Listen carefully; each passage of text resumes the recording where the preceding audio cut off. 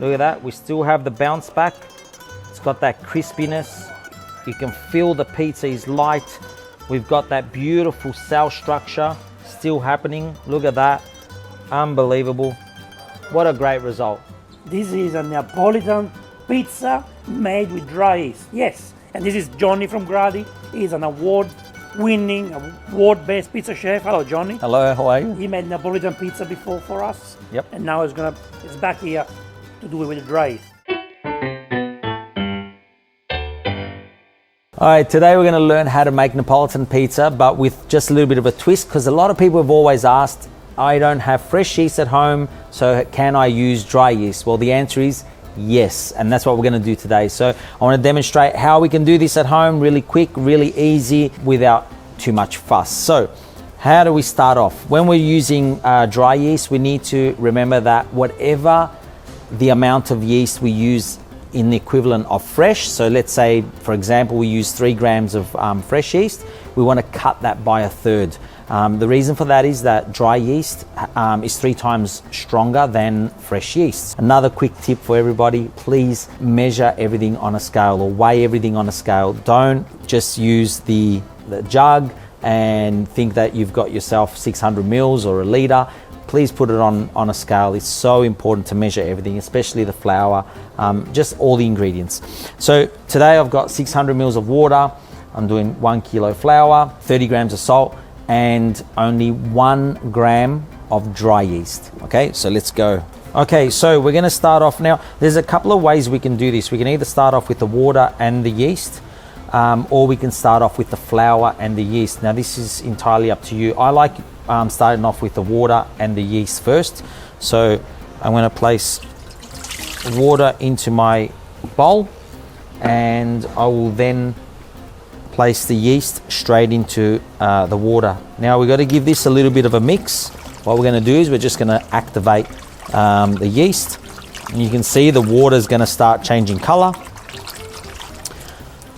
At this stage, you start adding some of your flour.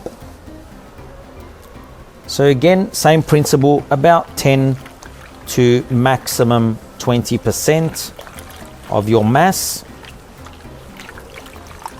And we're going to create like a pancake or a crepe mix. Really easy, just let the flour drop into the bowl like raindrops. As it's falling in there, what we're doing is we're just passing oxygen through the air before it hits the mix, which is just a little handy tip for those of you who want to, be really precise in the process. So Johnny, is it important to use the right flour for this, or can I just use any plain flour? Look, definitely, if we're making Neapolitan pizza, we've got to use a W of it between 220 and 330. I use a 280 between 280 and 330, and that's because I like to let my dough rise for at least 24 hours. What does that mean? If I'm not an expert pizza chef, okay, yeah. So the how dough, do I understand that when I go to the shop and look? Yeah, that's a good point. I need to call you. Yeah. So the W rating is the protein and the gluten content in the flour. Okay. So the strength pretty much is what it is. So the lower the W, the less the strength. The higher the W, the higher the strength. So how can you tell? Well, this is a trick, right? Because if we pick up this packet, if you can tell me where to see the W. The W. There's no W. There's no W. No, so really easy. What I do is I normally just jump on the website. Yeah. And on their technical side, you'll find all the flour, and this is any company, all the flour. You'll find the product, and it'll give you all the technical information about this. Yep. Can I ask you another question? And what about protein? Is it true that you look at the protein when you look at the Yeah, with the W, that includes the protein and the gluten. And protein for Neapolitan should be anywhere between 11.5 to about 12.5 at the maximum. So 12 is fine. Yeah. Okay, so now at this stage, as you can see, my dough is starting to form. This is where I start to add my salt into the product. And again, why do we do this? Is we're separating the yeast and the salt. We say that they don't like each other, so we want to separate. So this is where I start to now really mix in the salt, and as you can see, it's going to just amalgamate. It'll dissolve because my dough is still quite moist. As you can see, I've still got some flour, so I'm going to continue adding, and this is where I really start to work my dough. As we start seeing the dough form, I will then turn it onto the bench. Really important, because this is where we get all our muscles into it. Vincenzo, as you can remember, the last video, I was sweating making the dough, because you know, that's the passion that we put into it. It's all about putting the effort and really working the dough. It's starting to form. This is where I turn it onto the bench. This is where Vincenzo starts laughing at me, because he knows the next steps are going to be really difficult. Keep the flour in front of the dough and knead into it. We want the dough to accept the flour as you require. Don't add it on top. I always knead into the dough and just let it absorb a little bit at a time. You can see that it will start to change its form. Again, a little bit more, and just knead into it. Okay, so guys, this is the final parts where we're going to absorb. Now, as you can see, I'm standing differently now. As you can see, I'm not standing straight up anymore, because I can't really get the pressure into the dough doing that. So I stand with one foot back and I brace myself. I then push and really get into the dough. We want to work it. We want to activate the glutens, a little bit of heat going into the dough. Now remember that, you know, we transfer heat from our body. This is a really important point. The reason that we don't use lukewarm water or hot water, because I see a lot of these recipes and it sort of makes me cringe. Now, the final dough temperature is so important in any dough that you make. We want to be anywhere between 23 and maximum 26 degrees when we're making a direct dough. Now, what is a direct dough? Direct dough is a dough that we make now, we allow it to rest, and then we use it the next day. My dough, I think, and I'm hoping from some of my experience, is actually going to be ready to rest. Now, have a look at this dough.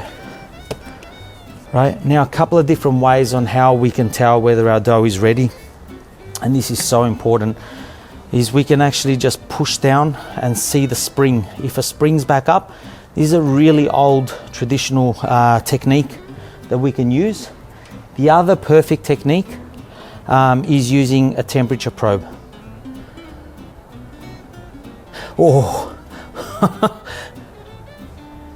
there we go. And there we have it, 23.1 degrees. Now, okay, so some of you are going to say, how do we get to between 23 and 26 degrees? Really simple. I'm going to share with you a formula that I use every day to make the perfect dough anywhere, any place in the world, any type of temperature, ambient, whatever you can throw at me, this formula will always work. Now, the formula is as followed. It's 56 minus flour minus ambient temperature minus friction transfer or energy transfer. Remember, if we're using a mixer, if we're using our hands, we're always transferring some energy, which then equals W, which is the water. That means that the value that you've got from 56 minus the flour, minus the ambient temperature, minus the energy transfer, will give you the value of what the temperature of your water should be before you start kneading a perfect dough. Just a really quick explanation on the formula. So the value 56 we start off with, and if people ask me how did you get to that value, that's from many years of trial and error. So that's the number that we need to start off with, is 56. From a lot of trial and error, I've realized that mixers transfer anywhere between 3 and 7 degrees, just depending on the type of mixer you have at home. If you're using your hands, again, we're transferring anywhere between 3 and 5 degrees. So I generally like to tell people to use the middle denominator, which is around the 5. So we take 5 away from 16, we're left with 11, which equals the W. 11 means that the temperature of the water before we start needs to be 11 degrees. And then by adding all the ingredients and the environment and the energy transfer, I can guarantee anywhere between 13 minutes and 20 minutes, depending again on what type of mixer you're using, or if you're using your hands, or if you're using a mixer that transfers less heat, you will reach the parameters of between 23 and 26 degrees. I hope that really helps. Okay, so Vincenzo, our dough is ready, and now we let it rest. We need to let it rest for at least 2 hours on the bench. Now we can't let it rest like this, just exposed, because what will happen, within 20 minutes to 25 minutes, you'll find that it will create a layer of skin. And that layer of skin pretty much is telling us that our dough is becoming dehydrated. So what we want to do is we want to keep the dough hydrated, and the most simplest way and the most efficient way to do this is just get a damp cloth and place it over the dough and just let it rest now for 2 hours. We're going to leave it here and we're going to come back to it 2 hours later, and we're going to start making our dough balls. So we've waited 2 hours, now we're going to start making our dough balls. So let's reveal. Look at that, it's changed already in structure. You can see all these little spots on the dough. That's called the maturity. Now, making pizza balls, I generally just lightly flour, not too much. Now, there's a few different ways that I can demonstrate. One is very traditional technique, and this is, I call it the baker's technique. So on the bench, we roll, so these 3 fingers fold the dough underneath. The thumb just guides through the cavity of my thumb and my finger, and we have a dough ball. Another technique, one that I've been using pretty much since I started making pizzas when I was 12, is these 3 fingers fold, these 3 fingers guide. So I fold into the bottom of the dough and I keep rotating the dough, and I'm rotating anti-clockwise like that. And then at this point I put both my hands together and I rub like I have an ice cream cone or a cone in my hand, and there we go, we have another dough ball. And a third technique, probably one of the most difficult but the most traditional way, is we cut our dough into long shapes. And what we do is we come up through the cavities again and we squeeze, and we have another dough ball. Now, they're the 3 techniques. There's no right or wrong way of making pizza balls. That's something that I really want to emphasize. So once we've made our pizza balls, what we want to do is place them into a tightly sealed container. Again, just keeping them, quite spaced out. That way we don't we don't have them sticking together, and then the next day it's really easy to take out. You'll find they should grow up in volume, which is what we want to achieve. And we keep this in now for at least 2 hours, 2 to 4 hours, again outside the fridge. Now I'm going to explain to you, and also covered with another lid. I'll explain to you why we should keep these out now for about 2 to 4 hours. We want the yeast to reactivate and allow the dough balls to re-rise again.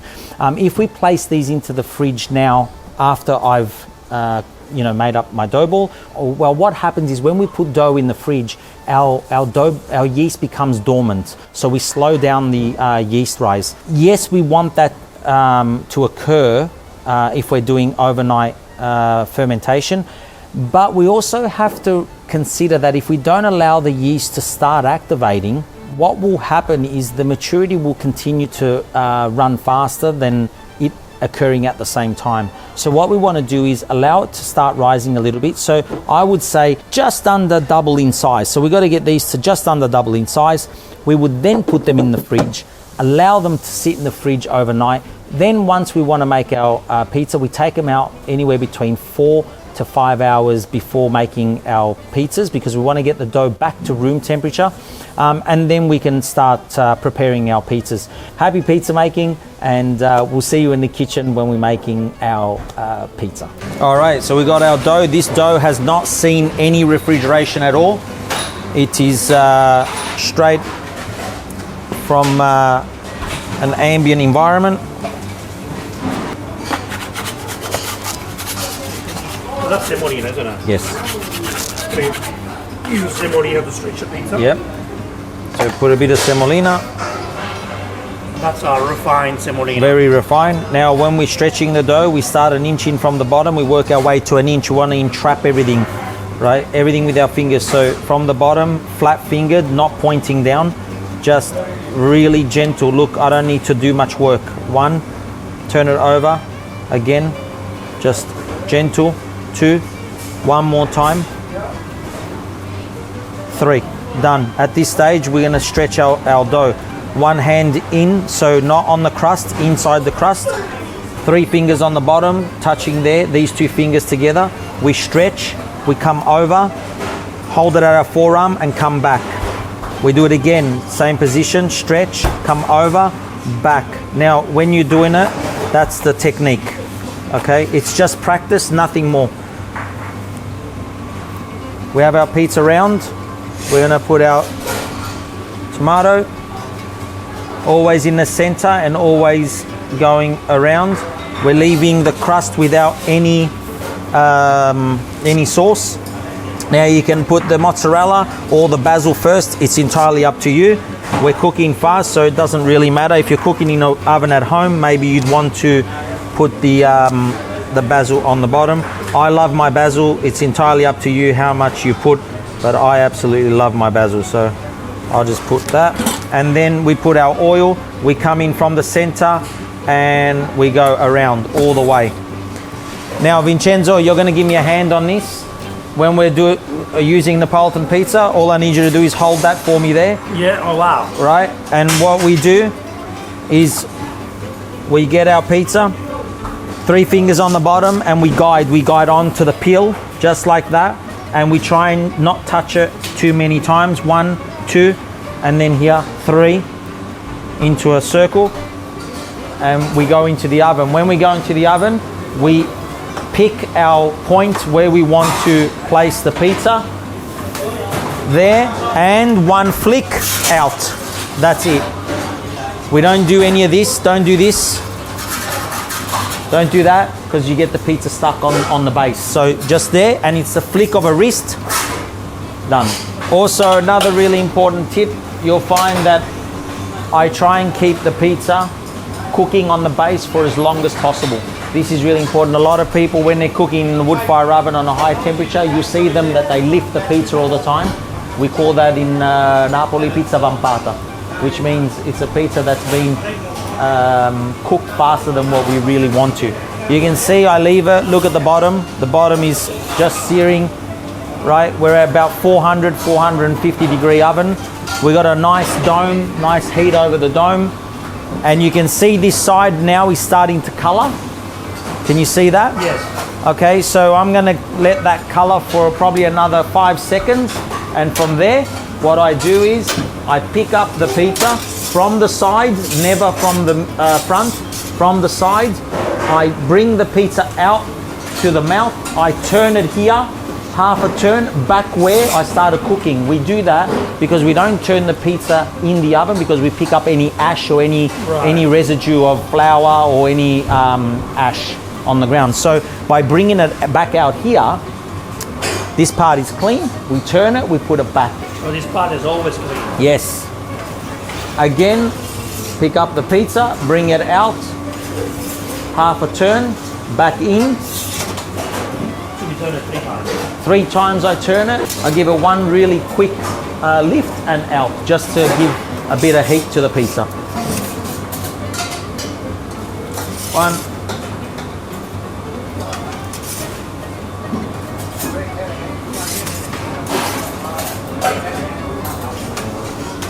Wow, yeah. Yeah, baby. And without too much effort, we have ourselves a pizza. Look at that. Nice crust. Nice. Now remember this dough was made by hand, didn't use any machine. Okay, now when you use a machine, I believe you can get even a better result, right? I guess but we did taste this it. by hand. But what do we think? Do we go and You have a look at the bottom, look at the not bottom. not burnt at all. So is that what you want? Dorata, just yes. Wow, okay. So you don't want to see black marks on the No, bottom. look at that. Look how evenly it's cooked on the bottom. Even though it was a 400 degrees, Correct. you didn't burn that. Correct.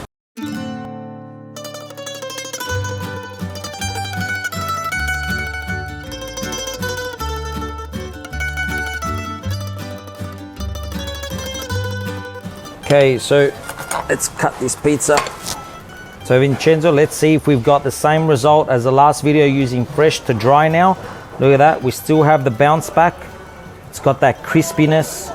You can feel the pizza is light.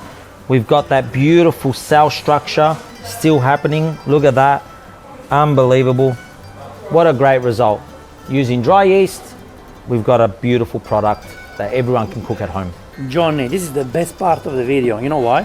Why? Because we get to eat. I can't wait. Yeah? You gonna eat it? Yep, Oh, please, let's do it. let's go. Here we go. Oh, so how do we eat the pizza napoletana? We always get it, fold the end. You do that, Yep, just like that, yep, and then you close it. yep. And cheers. Cheers to you. Cheers. That's what you call juiciness. I could eat this all day. Oh, every day. Oh. I love it. I haven't got sauce all over my phone. Let's see. Guys, please write a comment below saying thank you, Johnny, for sharing your experience, your knowledge. This is priceless, okay? I hope you enjoyed this video. Johnny, we always love you having you here. Thank you. Love Always being here. love coming to Melbourne and learn from you. I will see you in the next Vincenzo's Plate video recipe. It will be Johnny again, showing you something else. So, Ciao. e ora si mangia. The best pizza in the world. Thank you.